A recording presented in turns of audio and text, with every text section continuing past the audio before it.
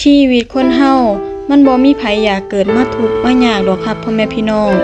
แต่เฮาก็บ่จำเป็นต้องเอาชีวิตเฮาไปเปรียบเทียบกับชีวิตคนอื่นคนเฮามันเลือกเกิดบ่ได้เลือกมื้อตายบ่ได้พ่อแม่พี่น้องเพราะฉะนั้นแล้วเฮาจงใช้ชีวิตให้มันมีความสุขให้เฮาหาความสุขให้เจ้าของเฮามีส่ำนี้เฮากินส่ำนี้เฮามีส่ำนี้เฮาใช้ส่ำนี้บ่แม่นให้มานั่งจมกับเจ้าของว่าเป็นหยังเฮาคือบ่มีคือเขาคันเฮายังคิดอยู่จังซี่คนที่ทุกข์ก็แม่นเฮาเด้อพี่น้องคันเฮาอยากมั่งอยากมีเฮาก็ต้องรู้จักเฮ็ดรู้จักสร้างบ่แม่นมีแต่ภาวนาว่ามื้อใดเฮาสิได้ดีคันแม่นคิดอยู่จังซี่ก็สิทุกข์อยู่เบิดปีล่ะพ่อแม่พี่น้องเฮาบ่จำเป็นต้องไปด้อยค่าในชีวิตเจ้าของ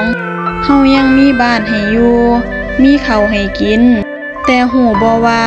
ยังมีอีกมนุษย์หลายชีวิตบนโลกใบนี้ที่เขาบ่มีแม้แต่บ้านสิอยู่